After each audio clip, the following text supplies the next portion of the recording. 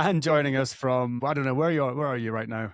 I'm in Edinburgh right now. Okay, Edinburgh, Scotland. I wasn't sure if you're in London or not. Is Foxey Hardman, old friend, Huh? and astrologer. We're going to be talking about astrology today. Yes, popular one for the ladies, but actually, I'm quite keen to hear all about this as well. So, Foxy, what's going on?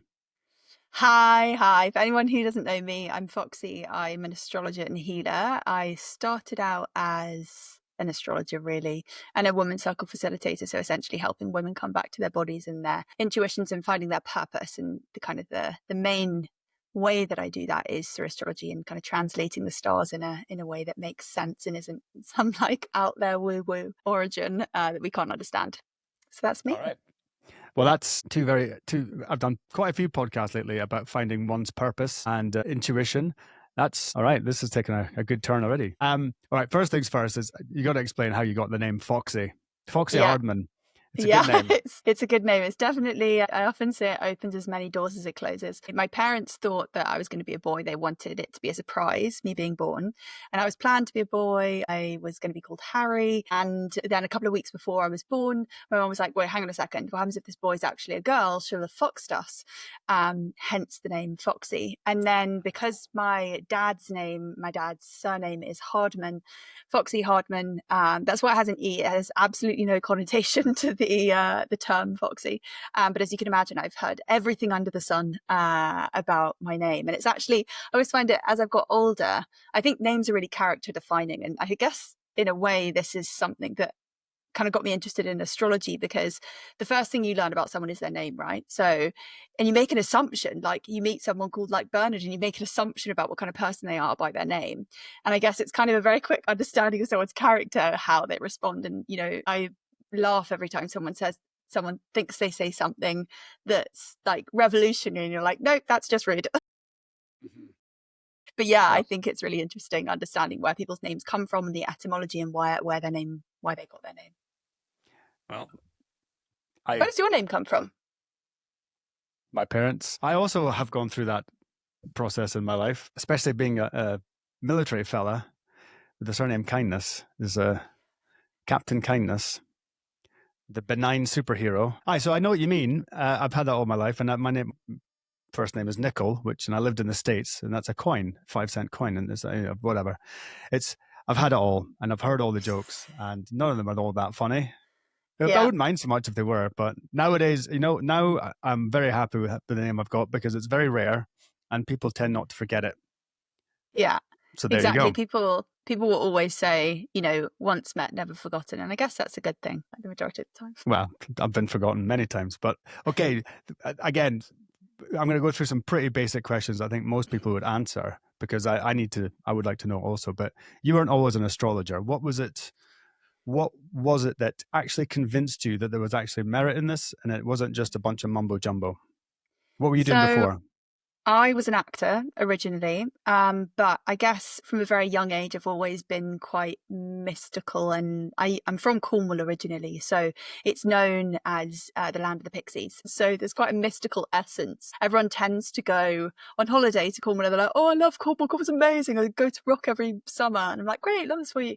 And there is something mystical and magical about the lands like Scotland, Wales, Cornwall, all these kind of Celtic lands. There is merit in that, and it's kind of met through the people that live there. Anyway, so I guess from a young age I've always been open to kind of mystical, and then there's lots of different things looking back now at my childhood where I was like, oh, okay, that makes sense to how I got here. But essentially I always just wanted to be seen. I was quite gregarious, I was quite attention seeking, I was quite like loved and lived loudly, and I guess the only way I could see doing that was to be applauded on stage by people. And so I was like, okay, great, I'll just be an actor and I'll go and do that thing, and then I'll just go and I think it took me, I went to drama school, and that's kind of a whole story in and of itself. But when I graduated, I did a couple of years in the industry, and then COVID hit, and I kind of began to see this whole different side of the industry that wasn't really what I wanted. And I began to see that I was walking into these spaces and I was like, okay, who do you need me to be? Who can I become for you to like me, to choose me and give me a job? And I was essentially going to be doing that for the rest of my life. And in hindsight, maybe that's not the best way to look at acting. But when I look at my birth chart, I can see, oh, okay, that makes so much sense that I went on that journey, and it's such a huge part of who I'm becoming.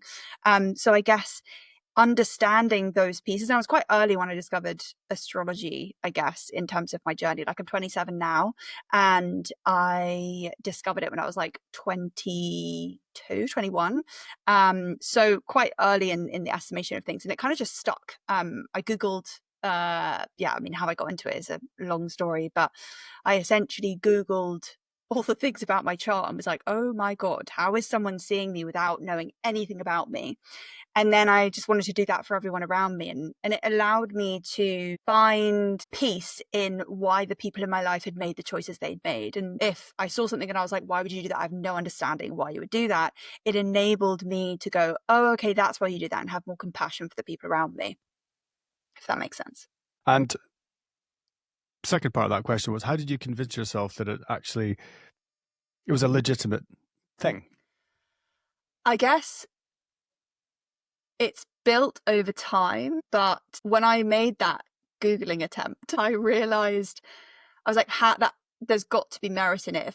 If Google can tell me something about myself that I don't understand, and I can see that in my life and in my lived experience, how can it not be possible? And then to move on and hold space for other people and hold space for strangers, and they say, oh my God, what? Like, how do you know that? And it's not a case of, we're living out of a time now, luckily, of Mystic Meg, where it's like, tell me your future. And we're living in a space now where we're beginning to see the quantum physics and how we can build energy and realize that we can change our reality and have free will, and understanding in real time that what I'm seeing in my solar return chart, which essentially is you have your birth chart, you're born, you have your birth chart, and that's what you've got forever.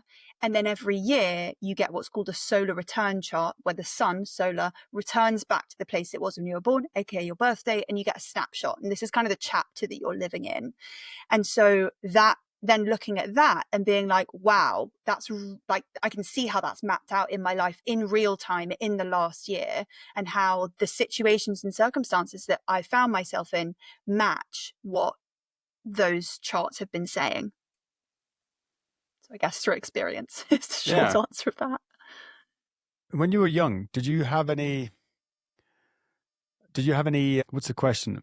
Did you have any, I don't know, weird encounters that perhaps you might have some sort of mystical abilities, or psychic abilities rather? I know it's not the same thing as astrology. I'm not saying it's the same thing as astrology, but you see what I mean? Yeah, absolutely. It's really funny you say that. I was thinking about this at the beginning of our call. When I was younger, I used to hear, I guess someone would call it like, I don't know how you would actually say it. It's tinnitus.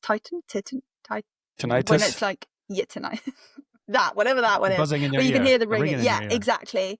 And I would go through phases where I would hear that like really high pitched ringing. And then it would go through phases where like life would kind of fall into these cycles. And I thought it was crazy at the time. I was like, why is, and it would, they're like ticking, the clock would then match the person's voice on the radio, and then the bird going past, it would kind of all be this like weird soundscape. Anyway, I thought it was crazy at the time, and I was like, well, I guess I'll just have to live with this. And then I kind of grew out of it. And now, as I'm kind of, I guess I'm much more in the healing space, so I'm also a healer as well as an astrologer now, and realizing where those things come from. And actually we all have psychic senses, whether we believe in it or not, quote unquote. So for instance, let me think of an example. When you walk into a room and then you suddenly get a bad vibe and you're like, oh, what's happened in here? That's called clairsentience. It's like your psychic senses of feeling.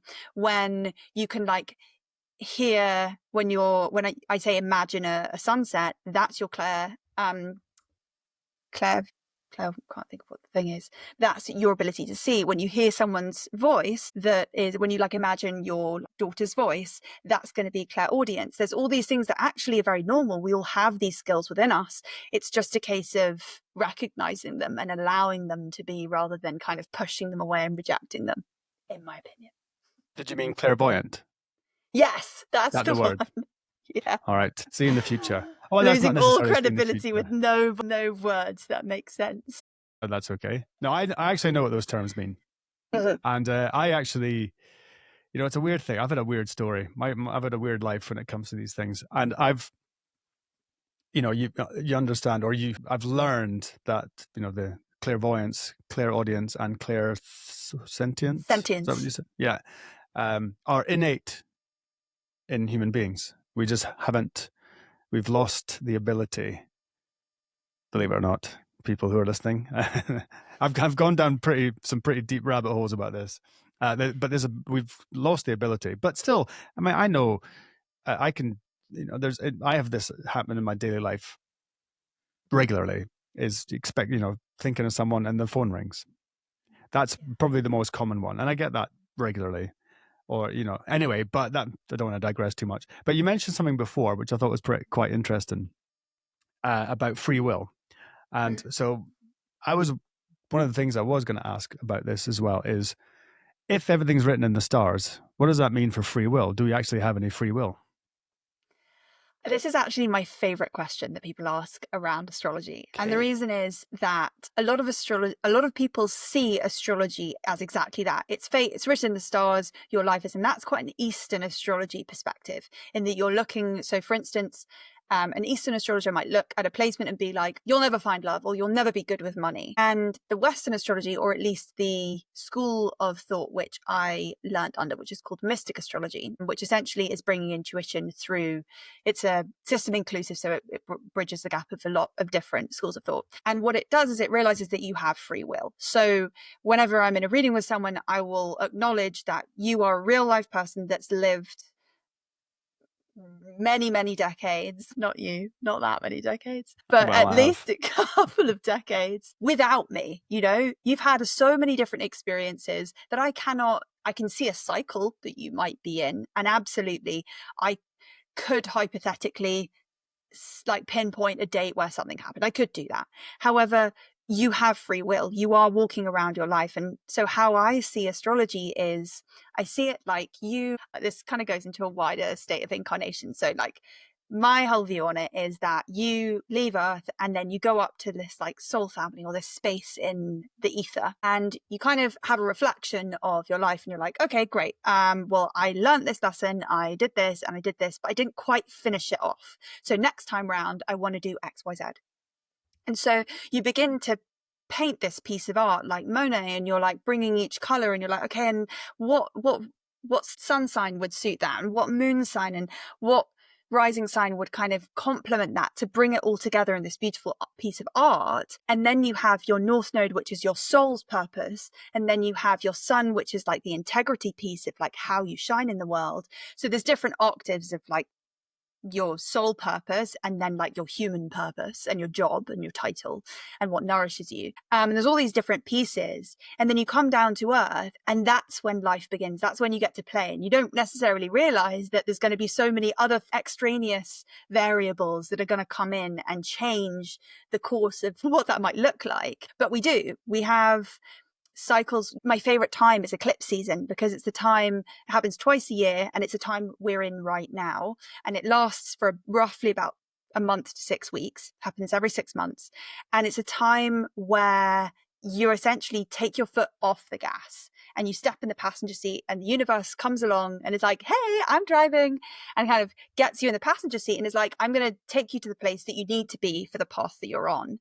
And then the rest of the time, you're the one in the driving seat. I could give you all of the information about your birth chart and your soul purpose, and you can leave the next day and do the complete opposite, because you have free will. So it's not astrology isn't about saying you have to do this. It's about, it should be at least, giving someone a permission slip of empowerment that they are capable to do whatever they want to do in their lives.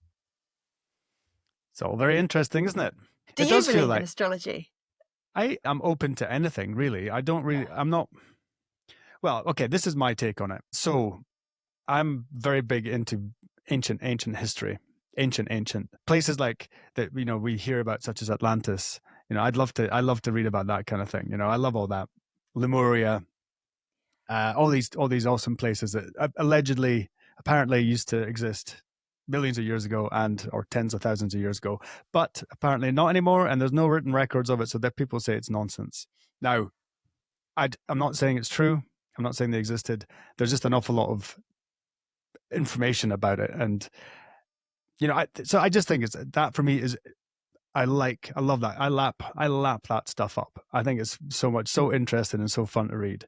Now, what is very clear and about all this, when you start going into this space, this part of ancient history, ancient history, is that the ancients were obsessed with stars, with astrology, and which led me, I think we talked about this before, it leads me to why, but the obvious question being is, why were they so obsessed with the stars? Now, we live in a time now where we've got these LED street lamps and light pollution everywhere, and we can't see the stars. I can where I live, but even then they're still not as clear as when I was a kid. That was when you could see the Milky Way.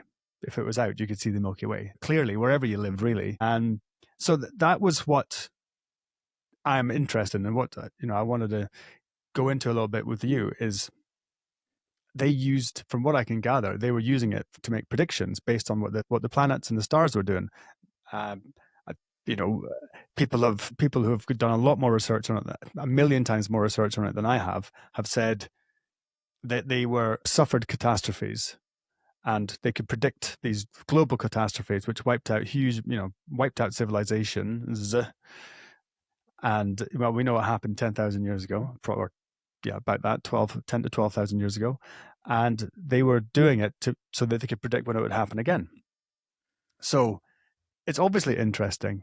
And I suspect that there are people out there who actually do know that there are cycles to what happens on this earth, and there will be cycles of either a comet strike or a flood or fire or wherever it's going to be, a global catastrophe. And that's what they do. They know this and they can plan for it. But for some reason, us regular Joes don't get to know this sort of thing. So that's why I'm interested in it. If that's not too long-winded a response, but it is fascinating, and that's why I get you on. And actually, before I let you jump in there, that last year you came and stayed with us, you and your boyfriend, and one evening after dinner, you did a quick and dirty reading for me and my wife and our kids. And I noticed my wife was taking copious notes about all this stuff, and I've forgotten all of it. I'll be honest with you, I've forgotten all. But it's fun, and it's it is interesting, and that's what we're going to talk about. Yeah. So it's really fascinating what you talk about, how, like once upon a time, people would look to the stars for kind of how to live, right? And when we look at, and this is another thing that made me go like, well, how could it not be real? Is that if the moon can pull the tides of an ocean and it rules our internal emotional world, and when it's sunny outside, everyone feels happier. Everyone's like, oh my God, yay! Everyone's just, their eyes widen, and the sun rules our identity, it rules our personality, our ego. How could that not be applicable for all the other planets and what they represent? And, when we look back, before we had, as you say, screens and all this other stuff, we would look, a month wasn't a month, it was a moonth, MOONTH. Because we'd work with a full lunar cycle when we would plan what we would plant and when we would harvest, and all of these things. And the different moons then have a correlation to what's important at that time, and then when it's in a different sign, how it affects us. And so beginning to realize that if it can have an effect on, okay, fine, you might be like, well, the moon isn't a planet, it's a luminary, and it orbits the earth, so that's why it pulls the tides. Maybe. But I also think we've lost even just in my lifetime, is magic. At some point, people decide they have to grow up and they have to get a real job and they have to do like serious things. And yet somehow I've managed to find a career and I've built a business called The Inner Magic, where I help people remember that magic still exists in the everyday, of like the way the sun hits your face. That's beautiful. That's so magical. The fact that there even might be a possibility. I could sit here and I could be like, yeah, well, at the end, when you die, and that's it. And you're in the ground and blank. That's it. That's so boring. I don't want to live a life like that. I want to be like, wow, I want to live every day in the excitement and the magic of like, wow, my God, maybe this is the only time I get to be human. And the rest of the time I'm going to be like a donkey or an ant or something, you know? And I think bringing that magic to life when, you know, historically women's menstrual cycles would sync when they would be in community together. That still happens when women live together. All of these connections of what the moon means and how that shows up in our life, why wouldn't that apply to other planets too? Yeah. I agree. I'm with you on that one. We've lost all magic. And all it takes really is a night in the woods or on top of a mountain or in the desert, whatever, where you can look up and actually see the stars and lying on your back and just staring at the stars. That's pretty magical, if you ask me. One of my I like to do that before I fall asleep, but or even to bring your kids into it, you know, to point out the different constellations. I've got that star map thing on my phone, which is really great. It shows you where all the constellations are and the zodiacs. Yeah. You know what? I find it all very, very fascinating. So I did a podcast a couple of years ago with a Swedish lady, and it was she does human design, and that was pretty fascinating. And it's like it's a birth chart, and then but it's slightly different to astrology. Emily Erickson, her name was, fascinating lady, and that was very. I mean, it was pretty bloody accurate. I was quite. Well, I don't know if I was surprised to hear or pleased to hear, but pleasantly surprised, shall we say? And you know what? So I thought I needed to speak to an astrologer, but I don't think I know any. And then I'm not going to say fell into my lap because your boyfriend was there. But yeah, you came and dropped stayed into your field. Yes, well, that's what happens. Landed in your life. If you want to talk about magic, when I'm looking for someone to come on the podcast and something I'm thinking about, of a subject I'm thinking about, it happens. Now, is that magic? I don't know. The intention is there. Well, it's definitely synchronicity. Yeah. Well, exactly. Sure. Yeah. So she did a chart for me and almost slightly put you on the spot before we started by going to go through my chart a little bit. Because not necessarily just, it's not for, well, it is for my benefit, but I would like you to also explain what all these things mean. So how do you even interpret a chart? I haven't got the foggiest idea. Okay, so great question. If you were to look at a birth chart, and it's going to show up differently depending which calculator you use or which software, essentially at the very center is going to be you. And then the chart is going to be split into 12 slices, and that's 12 different areas of your life. And each area is going to rule, as I say, a different area of your life. And you're going to have planets that were in specific, so all the zodiac constellations are literally in the sky. That's astronomy, right? And the planets are literally in the sky. And then astrology is the relationship they have to us as humans. So as you were talking about human design takes astrology and it takes the chakra system and it takes a whole bunch of things and has created a new thing. And it's relatively modern. I think it's like 1970, but it uses astrology in a part of its tool. But so you've got you in the center, you've got the 12 slices, you've got the 12 zodiac signs, and then you've got the planets that will be dotted. And your birth chart will look very different to your daughter's or your wife's or a friend of yours. And even if you have, if you're a twin, you might have a different rising sign, or they'll be at different degrees. And so without kind of going too high tech about the whole thing, too deep into it, all it is it's like a series of glyphs on a piece of paper. And my job is to take a planet, everyone will have all of the planets within them. And it's about taking the planet, what that planet represents. So let's take the sun, for instance. The sun rules our identity. It's how we shine out into the world.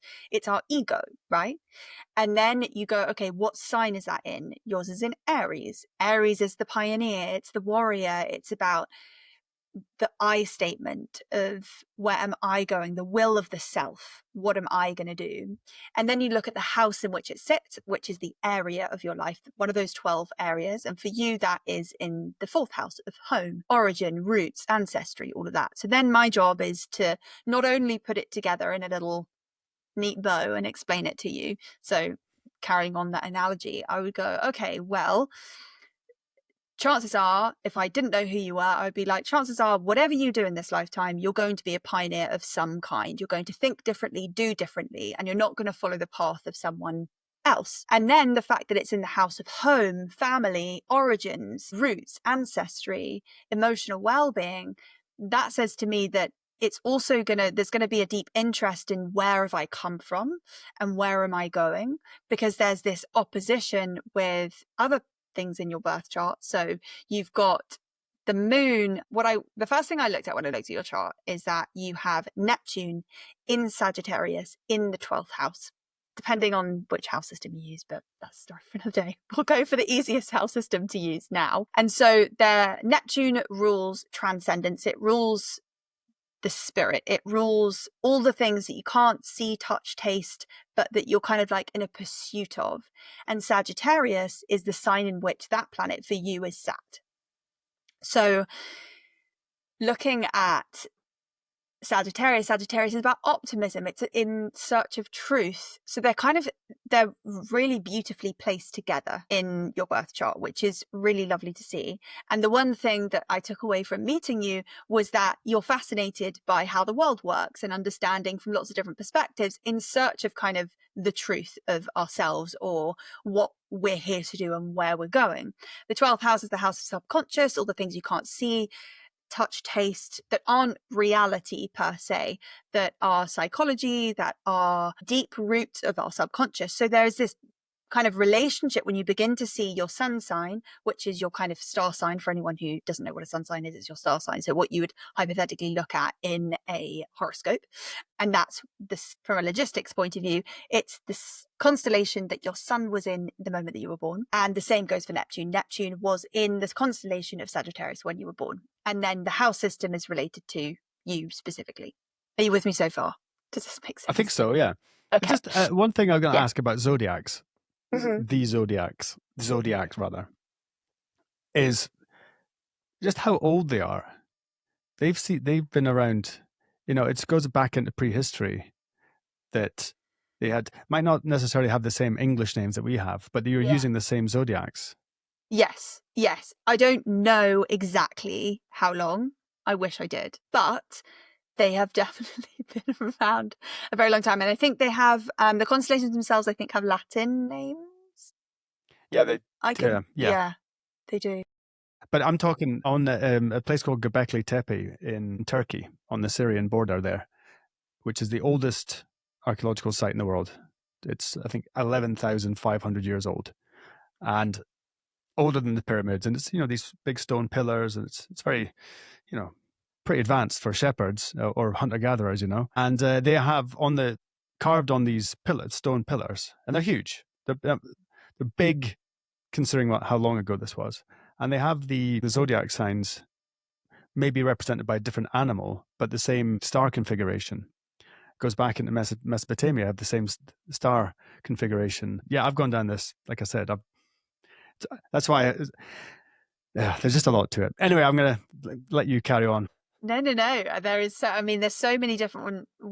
I often meet people and they'll say to me, oh, you know so much about what you do. And I'm like, if you knew how little I knew, how much there is to know, and I know like 0.00001%. So yeah, I can only imagine when you start expanding outside of that into the fields that you're interested in as well, how deep the rabbit hole goes.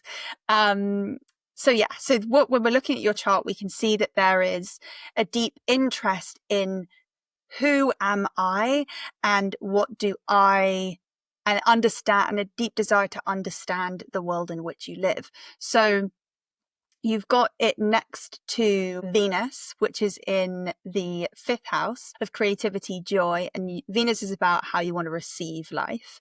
And it's in Taurus. So chances are you're going to be someone that likes the good things in life. You like good food, good wine, good company, and you're going to find a lot of joy in your children as well, because the 5th house is the house of children. The 5th house is, Taurus is also about the third dimensional world. So there is this kind of balance between you of this desire to understand who am I in the world, where did the world come from, where's the world going, versus I just want to eat well, I want to be in good company, I want my family to be safe, and to kind of, So there's that balance. Now, I know that I'm obviously lucky to have a little bit of context of, I know that you're in the army. That's right. You are in the army, weren't you? That's not my, yeah. Yep. And so Aries energy, Aries is the masculine, you know, in a very binary term. It's ruled by Mars, which is the masculine planet. It's the planet of war, aggression, but also direction.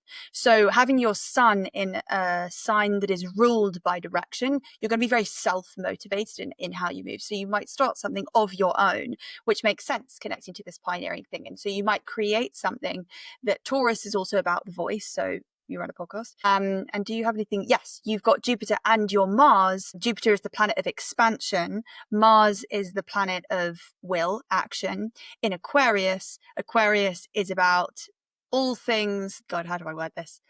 All things kind of, it's the bridge between this world and the next world. So all of the things that I'm talking about being fascinated by who am I, where's the world going, what is the world, how did we get here, what can I learn from other people, because Sagittarius is about learning, is in this house of the voice. So the fact that you run a podcast with your name as the lead, using your voice in the second house of the voice, Jupiter, success, it's a successful podcast. You know, there's like 1% of podcasts make it past the first episode, and 1% of those podcasts make it past the 10th episode. So by definition, I mean, you're very successful. And then understanding that it's not just about who am I, what am I doing, but you're bringing in Aquarius, which is the collective. You're getting all of these other voices in of all these different perspectives to help you find your truth of what the world is, whilst also helping other people. Does that make sense? Yeah, it does. And you stirred a memory in my head from the human design. She mentioned the fact about something about my throat chakra is where the like having a voice, which I'm not really. I suppose I am. Anyway, but I was going to say something. What? But no, I was about voicing opinions, and I'm sick of it now. I'm actually, you know what, if you do a lot of look into a lot of things. If you do a lot of research on something, I don't like to read. I like to read a lot about stuff, and you take away the information. And if you, for instance, if I said astrology, and they're going to go, "Oh, what the hell?" And then you say, "Well, have you actually ever looked into it?" And they'll just say, "No, I remember those people, that weird people on TV, those and in the newspapers that have the astrological predictions, or what, you know what I mean, in the back of the paper." And Horoscopes. so you say look into it, and then but you can't. People just don't change their minds. So, but what I'm trying to do is actually satisfy my curiosity, and if I'm curious about it, if I find it interesting, maybe there's people want to learn something about it, not from me, from the guest, of course. But she mentioned the same thing about it was the throat chakra, about having a voice, and so there's a coincidence. Well, it's interesting that you mentioned about kind of, because that's one thing that I noticed, and I was quite pleasantly surprised by when we were at lunch one day, I think, when we were staying with you, and we got into this whole kind of existential debate of like, where's the world going? What's going to happen in 2027 and 2032? All this kind of stuff. And then I was like, oh, wow, like it's quite bold to be able to be like, this is what I think. And you've got Mercury in Aries, and Aries is very much of the self, and Mercury is how we communicate, and it can be quite impulsive because it's like, me, I've got an idea, bang, go. Whereas the next sign, each sign learns something from the sign before it, and the next sign is Taurus. Taurus takes Aries in and goes, whoa, okay, just like, can you go down to 0.5 and then you'll have this sustenance to do it. Whereas if you just lived in Aries mode, you would go, burn out, have to crash, stop, then build the energy back up, then go again. And so you might find that with your opinions, you go through these phases of like, yes. And you go down these like rabbit holes, and then you'll like burn out, and you'll have to kind of come back to reality and then go down again. So it's interesting that you mentioned this kind of like opinions and being opinionated. Yeah. Well, there is a quote, which I'm going to mangle, as I always do, about how those who study history are doomed to sit back and watch the mistakes of history being repeated again. And again, when I say study, I'm not a scholar, but I like to read it, you know. and you see what happens. There's always patterns. That's why I'm convinced that in the Western world, that as opposed to the Eastern world, certainly in China and certainly India and all that as well, they look at time as being circular and cyclical, and us in the West just assume it's all linear. So there's always, whatever's happening now, this trend is happening now, will continue forever, despite the fact that we can look back in history and see that empires rise and fall all the time. And we have numerous, if not countless, examples of what's happened in the past. And there's probably a lot of cultures and empires we never even heard about because they didn't have writing, or, a giant flood wiped them all away. That happens, and that has happened. So anyway, I'm sort of digressing a wee bit again, but point being is that there is, when I talk about the linear nature of time against the circular nature of time, everything comes around. Like, how the precession of the equinox, which is a 26,000 year cycle. And apparently we're at the lowest point, the darkest age in 13,000 odd years, until today, March 25th, according to a recent prediction I just read, which is the low point of the Yuga cycle, which means that from here on up, we're going back towards the golden age. Did you know that? I didn't know that, but Yeah. We're in the lowest level of consciousness. This is what it is when you're in this part of the cycle, the global universal not the universal consciousness, our consciousness as human beings on this planet is at its lowest, furthest away from our spiritual potential as it is possible to be. So we chose to be here at this time. I mean, look around, you can see it. There's just war and chaos and corruption and anyway. Absolutely.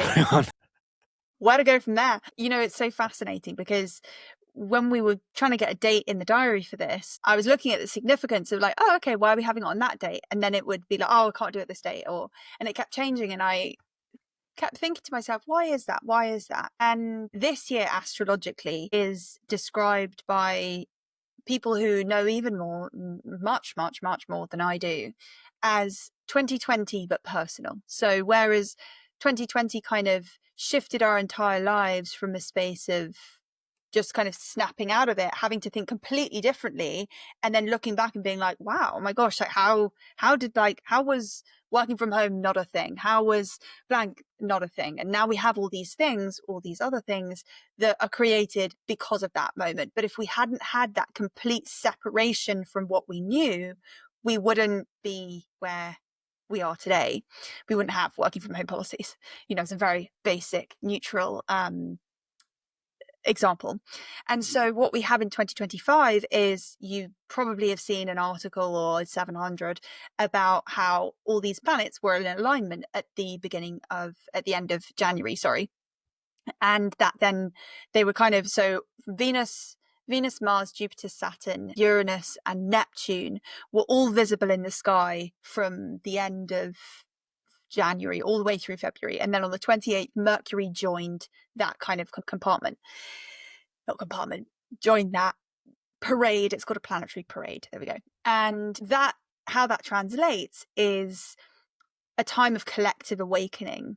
And that makes a lot of sense. A lot of astrologers have talked about March being this huge month where all of this change happens and we're having to choose something new and surrender. And there's all these really big things that are going on. And I personally feel it. I don't really know anyone who's not had an interesting couple of weeks. But do I think it's particularly helpful as an astrologer to be like, oh my God, and to feed it into that? Absolutely not. I think, and this is where you have different strains of astrology. So you have a natal astrologer, which is what I am. So you look at someone's birth chart and then how that kind of explain that and translate that to the person.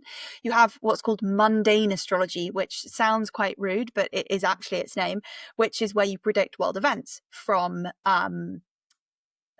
astrology. And that is something I'm not too fussed about, because from where I sit, I believe that the Aquarian age, which is, for anyone who doesn't know what that is essentially this time of collective awakening of humans realizing that they have free will and realizing that we have so much more to expand into than we have been led to believe that we have by ourselves, through the world, through what's currently been invented and what hasn't. And so my mission is to allow people to see their potential of what they're capable of. And the more people that do that, the more awareness we have as a collective, and therefore we can begin to shift out of that. So where astrology can be really powerful is, yes, absolutely, we can look to see how the world events that are created by astrology. But I think where the power can really come is when we begin to take accountability for our lives and our part to play, rather than kind of blaming or pushing responsibility or accountability onto other people. That was definitely a sidebar there, but Well, that's fine. That's in fact, I was going to ask you about that, because you mentioned before about helping people find their purpose, and it's been banging this drum for a little bit now. Last few months, it just, one of these things that just happens organically through talking to various different people. And I've also been talking about trying to find or listen to, being able to tap into one's intuition. So how do you help people tap in? Because I think I find it very, very hard. Yeah. I mean, it can be really hard. I was talking to someone recently and I was like, I did an Instagram live with this person. And I was like, how, for anyone who, I was kind of asking the questions, and I was like, how would you recommend someone taps into their intuition? And they were like, listen to the whispers of your soul. And that is wonderful. And that's so often the response that people say. But there's a lot of people, myself included, that 5 years ago would be like, well, how do you do that? What do you know if it's a whisper? What's a whisper? And so that's when something like astrology can be really supportive, because there are actual placements that will tell you what your purpose is. So to kind of go back to simplicity, if you could embody one sign of yours, one placement of yours, it would definitely be your sun and your rising sign. So your sun, as I've mentioned quite a lot, is your kind of how you shine in the world. So I talk about empowered side and the shadow side of each placement, and the empowered. And the reason that I do that is because there will be days where you could absolutely be completely empowered, and there'll be other days where someone just pisses you off and then suddenly you're acting out of the shadow of it. And I'll use both mine and your placements as an example of that. So you've got the sun, which is, if you can embody that, that's kind of how you shine in the world and how you kind of function in your vessel. Then you've got your rising sign, which is how you see the world. So if you can see the world through a clear lens and you can see the empowered side, that you can see that, you can then use that to your advantage to then see your purpose more clearly. And then you've got Saturn, which is it's kind of the long-term achievement planet. I call it the daddy planet. It's kind of where you go through your Saturn return at the end of your 20s, and it's kind of this coming of age, this reckoning of who am I, what am I doing, and what am I learning in this lifetime through experience and over time. And then the last one is called a North Node, and this is your kind of karmic purpose. So the others are much more practical. This is more an overarching karmic purpose. So if we're going to take your birth chart, for instance, do you want to go there? Oh yeah, I'm dying to hear what my karmic purpose is. So all my life. So your sun sign is obviously Aries. So if you find yourself living for other people or doing what other people think you should be doing, you're not living your purpose in any way, shape, or form, because you're really here to say again. Very much so. I have to do it for myself. I have to doing what other people. I should clarify. Taking advice and making my choice, yes, of course, but doing things because people say this is what you need to do to get a good job or whatever. Every time I've tried it, I've been so miserable. I've had to quit and do something else. Absolutely. There you go. So categorically, he's living his sun sign. So the empowered side of that is you're living your truth of your life because that's what you want to do. The shadow of that is you're just thinking about yourself. And it's because it's so self-focused.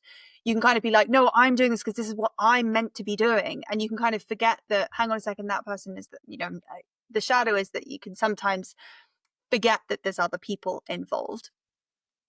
Now, you can go deeper into that rabbit hole by then looking at the planetary ruler, but for the purposes of this, we're going to stay on the linear path. So that's the sun sign. Now, things that are really, really juicy is your rising sign. So your rising sign, as I say, is how you see the world. So it's the lens you see the world and how the world sees you. So yours is ruled by Capricorn. So you're a Capricorn rising because of the time that you were born. And a lot of people think, oh, if I'm like roughly born at 10 a.m., I will always say, are you actually born at 10 a.m.? Are you born at like 10:05 or like 9:50? Because a matter of minutes can really change your rising sign, which changes your entire chart, because your rising sign is what sets your chart in motion, basically. So it's always really important to get that birth time. And there are loads of different ways you can do that. And just obviously, if anyone needs that, they can just send me a message and I'll tell them how to do that. But so your rising sign is in Capricorn. Capricorn rules structures, it rules societal systems, and it's a sign that's quite misunderstood. You might see the world in a way that is through the structures that have been presented to you. So you've entered quite a structured environment at first. The army is quite a structured environment. And then through seeing the world that way, you've gone and taken your own path, which is your sun sign. So I often will see that people will grow up in sometimes a shadow of their rising sign, so the disempowered side. The shadow side of their rising sign. As they grow up, they'll then become empowered in their sun sign, and then they'll shift back into the empowered side of their rising sign. So it's like a seesaw, basically. So how that might look like is, I often find that Capricorn risings are very intelligent because and probably were quite good at school, because there is a systems that plays in right in school, and education is about like how much you can retain knowledge and in that way. And we don't have a system yet that kind of supports different ways of learning, but without getting too off track. So then using this, what you do now, for instance, in terms of your purpose now as an adult, is that you are able to look at lots of different systems, whether it be something quite left field like what I do, or something quite central like geopolitics, and look at a system in the way that it's a government in the way that it's sat, or a system the way that it's sat, and then go, oh, okay, and that's where that Neptune placement that I was discussing at the beginning in Sagittarius, that desire to kind of understand the truth, then brings it to what I would call the feminine side of it, because it's a yin placement. So a lot of people think Capricorn energy is very go, hard nose CEO energy, but actually it's a yin sign. So it's kind of the chief of the tribe, or the medicine woman. Those are the two archetypes that I use. So it makes a lot of sense that you are holding this space almost like the chief of a tribe, who is then passing on knowledge. Capricorn is about legacy. It's about the dynasty that you're creating. It's about this passing on of knowledge that you've learned over time. So it makes sense that you are using your voice with your Mars and Jupiter in the second house of the voice in a pioneering way, using your sun in Aries in a way that hasn't been forged in your immediate environment, by using that awareness. Now, where this all then comes together in a tight, neat little bow is that your North Node is it's called conjunct, right next to your rising sign, which means that your purpose is directly linked, your karmic purpose is directly linked to how you see the world. There's a massive misconception that a lot of people think that their job title is their sole purpose, and that's just not the case. We're kind of shifting out of this kind of your job and your title is your legacy, into you are the legacy, the version of you that you bring to the world in an authentic expression. That is your job. My job as an astrologer is to essentially reflect back to you that you, being the most you that you can possibly be, that's your purpose. So to then tie all this together is you bringing this kind of chief of a community, using your voice to pioneer a new way to allow other people to learn whilst you're learning about the world, and to offer a new way of being in a way that isn't physical, because your Mars, which is how you express your masculine energy, how you take action, is in Aquarius, which is an air sign, which is all about electricity. It's about kind of the online space. So it makes sense that it's intangible in that regard. You're bringing all these voices from all around the world to reality, and that kind of, and you can then look at other placements and how they all relate to one another, but that's essentially where I would start. So that's so you mentioned that's the North northern node, node, yeah. north node, and you said it was a karma node. It's kind of, so you've got a north node and a south node. The north node is where you're heading in this lifetime from a karmic perspective, and then the south node is what you've mastered in a previous lifetime and that you bring as a toolkit into this lifetime. Right. So what on earth What's did I that? master in the previous lifetimes? So your south node is in Cancer, and Cancer is always going to be in the opposite sign of your north node at the exact same degree or point. And the Capricorn Cancer dynamic, or axis we call it, is about Cancer is about the felt sense, the first awareness of emotion. Cancer's the divine mother. And Capricorn is the sea goat, which is about, its purpose is about maintaining its tail in the ocean whilst building something of its own. So the more that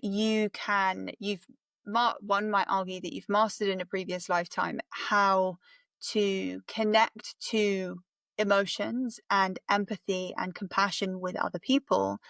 But there's something about how can you use that skill to build something in this lifetime and bring people together, because it's on that axis of the self versus other, that first and seventh house. So it's also about not getting lost in relationships and being able to march the beat of your own drum, because that is that axis of Aries and Libra, which is it's much easier if I can show it in real time. No, I on understand. your birth I chart. get it. I get it.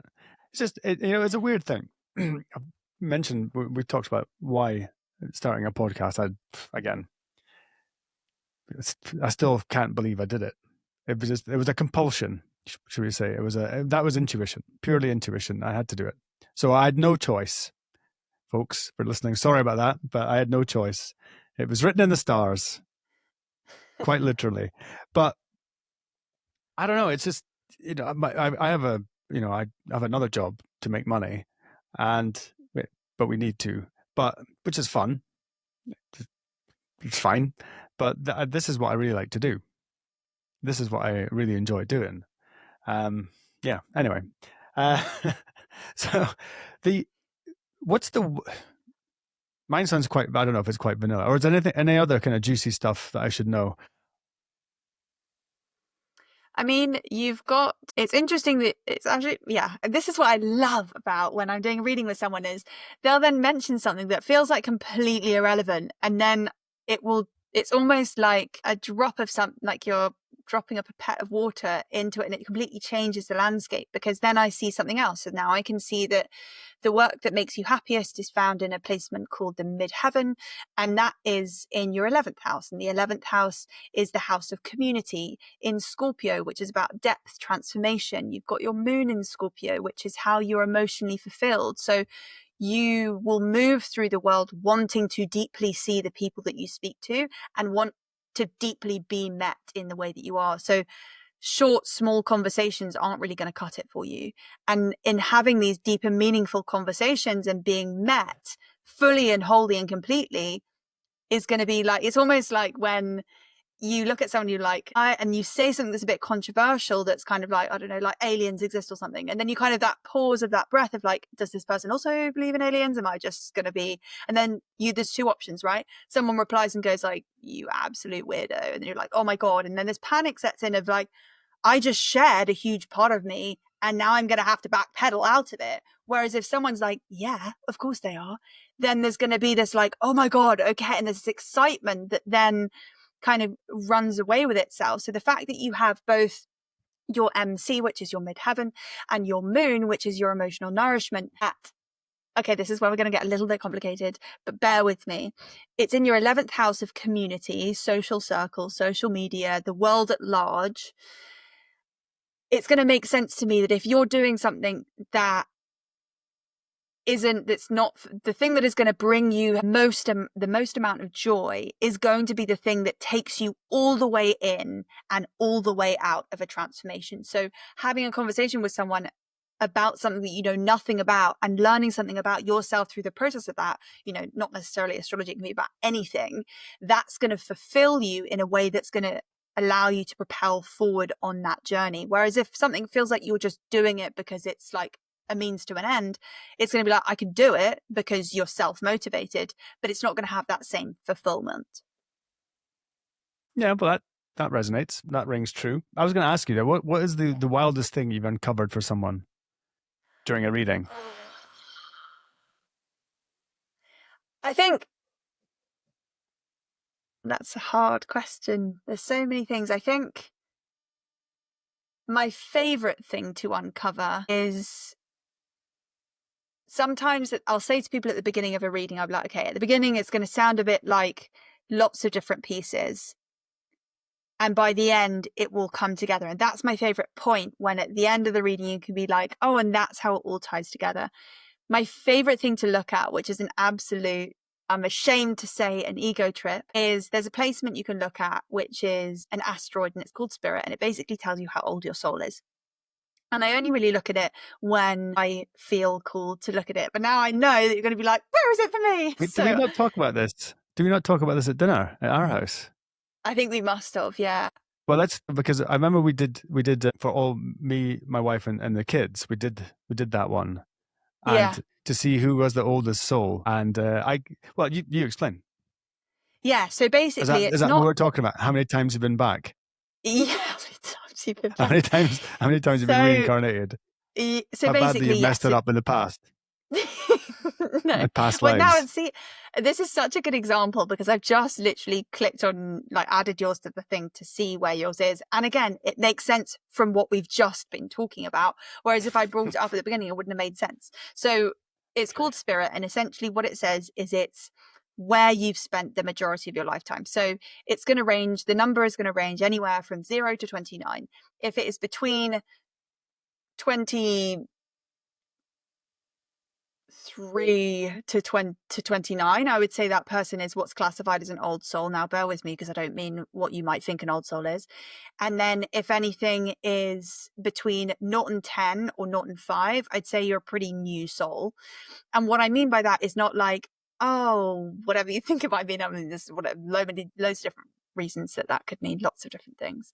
What I mean by it is that if the number is between 0 and 5, you've just not been a human that many times. You might have been like a soul in Andromeda, or you might have been in Lemuria, or you might have been in Atlantis, or all these other places, or you might have been like roaming around, but you haven't been in a human body. And the thing about the third dimension, which I've learned through other modalities that I do, like theta healing, is that there are loads of different planes, right? So you've got the first plane, which is matter. Second plane is like trees and rocks and stuff. And then the third plane is where we have separation, right? So we have right and wrong, good and bad. And as we start going up the realms, what we begin to see is that actually that's very human. That's a very human thing. Whereas souls, or like people with this 0 to 5 degrees, they don't get that. So they're like, oh my God, I want to be a human. I want to see what it's like to like feel all of these emotions.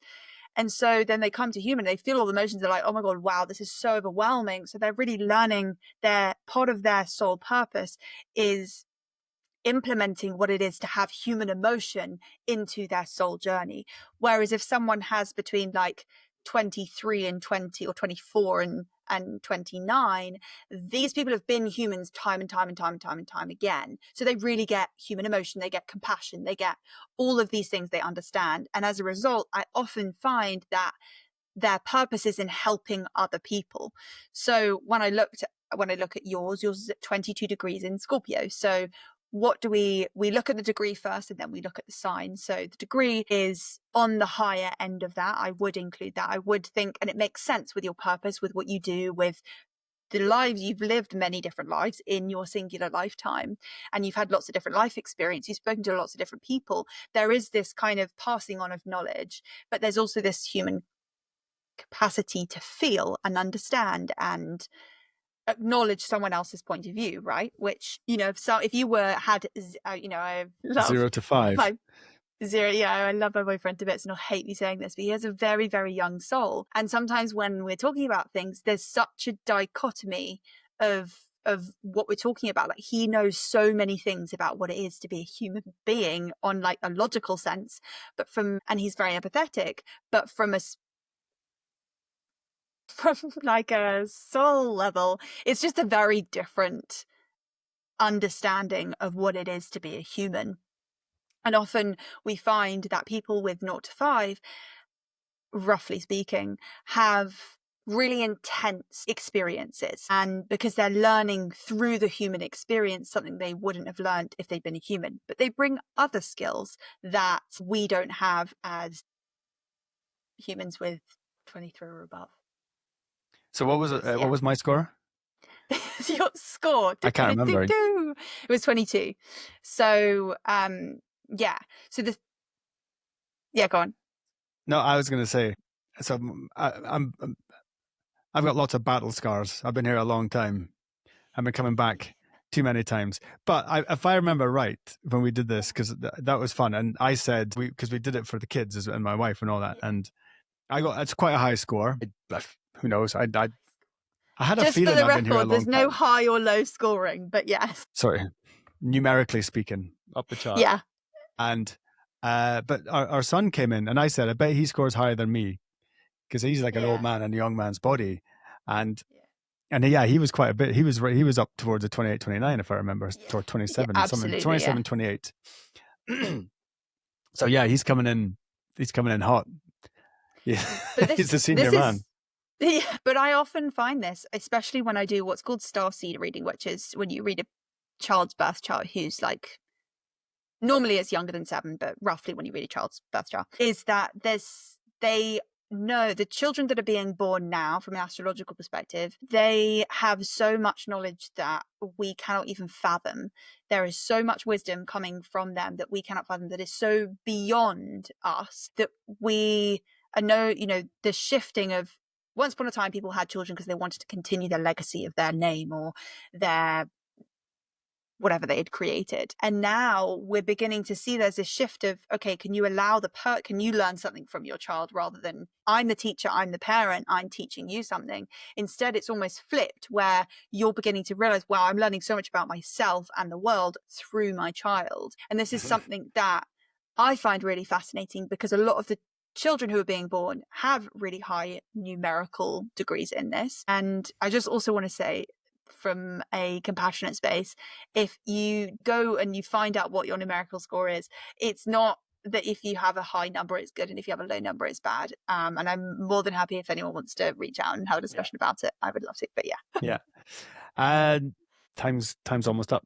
It's really fascinating. Just, you don't have to tell me any names or anything, but do you speak to any like big time finance people or super successful entrepreneurs? Do they come to you get any of that kind of thing? Not necessarily financiers, but I do. My favorite thing to do is I often get successful entrepreneurs, and when I read their chart, the reason I love reading it is because they're already living their purpose, and it's just essentially a confirmation point of what they're doing. That's my favorite. But yeah, if anyone is looking for a really good mundane astrologer, Pam Gregory is world renowned. She's really good. And also Francesca Oddi. She's got a podcast called The Oddcast, I think. But yeah, they're both very good mundane astrologers for predicting world events and like financial stuff. Yeah. Anything but mundane on here. Yeah. So Foxey, I have to say, listen, thank you so much for coming on. But I'm sure people are going to want to get in touch with you. So do you have an Instagram or a Facebook or any of these socials, and a website, or how people get a hold of you? Yeah, absolutely. So it's www.theinnermagic.com, and then it's just The Inner Magic on Instagram as well. Yeah. I didn't know you had one.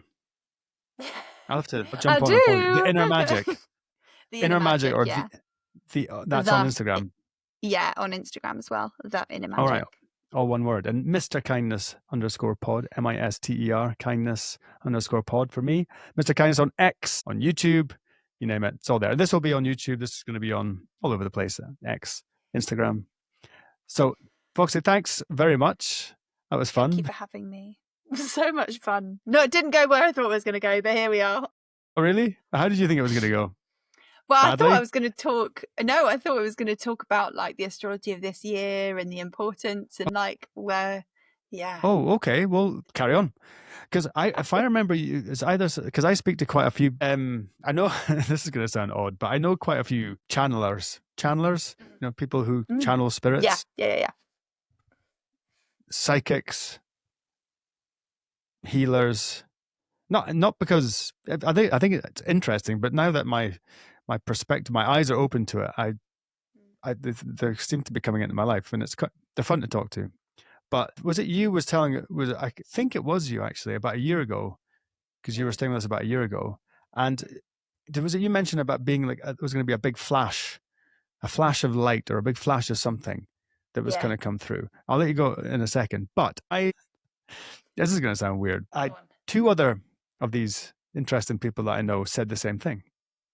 That it'd be an unmistakable flash of energy or light or whatever it was that was going to be the herald of a new age.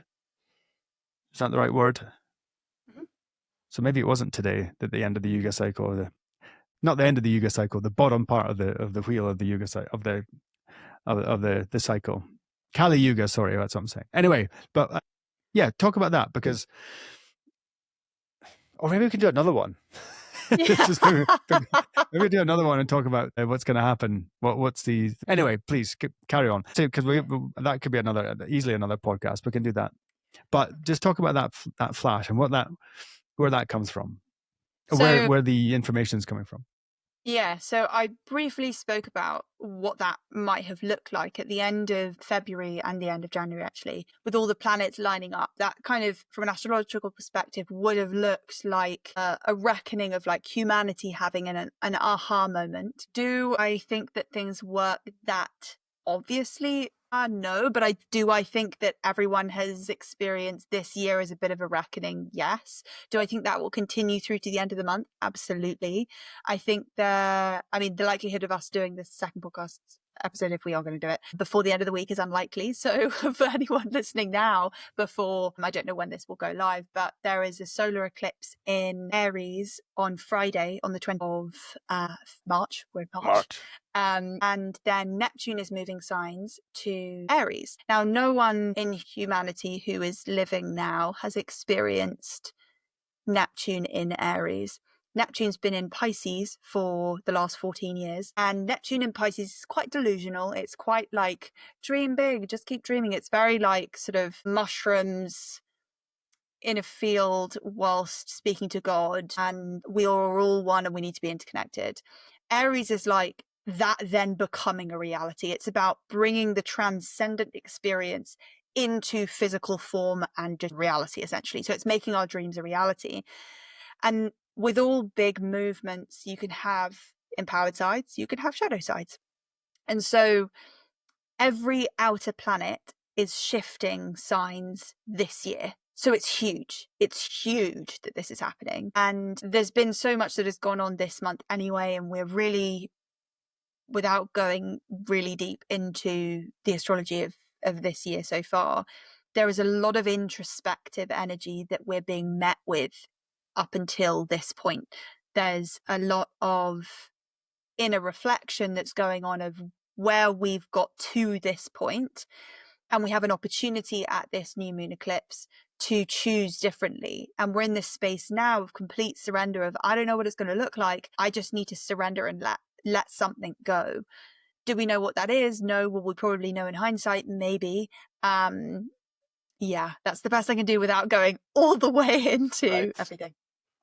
Right. Well, that's it. We'll give it a couple of weeks and we'll do this again. Actually, we can do it retrospectively, can't we? We can talk about what's happened. But you mentioned actually Neptune and Aries. That's my star sign and my other thingy, Neptune. It was Neptune, wasn't it? Yeah, Neptune. Neptune. So am I gonna explode? No, with light? Thank God not. What would you do without you? No, it does mean there's a lot of. Do you know what would be really fascinating? Make a note what happens on Friday, in and around Friday for you, because there's a lot of Aries energy, and you're obviously in Aries. And you have what's called a yud, which is a finger of God, which is a karmic choice. When I saw it, I was going to mention it today, but we just didn't have time. But it's a karmic choice that your soul's made in this lifetime, and it goes opposite your sun. So it's just interesting to note. So I have to make a note. Anything weird that happens to me on Friday. Yeah, anything that happens, and then we can reflect about it when we see each other next. That's ace. No, that's been a lot of fun, Foxy. I've really enjoyed it. Good laugh. It's a good laugh. And no, I'm serious, but I would like to cross-reference what I think is going to happen based on what you're going to say. So that's just going to be great. Foxy, thank you so much. And Thanks, Nicole. we'll get you back on, get on the next couple of weeks. Fabulous. Thanks so much for your time, and thanks for having me. All right, take care, and thanks very much for listening. Bye-bye. See you. Bye.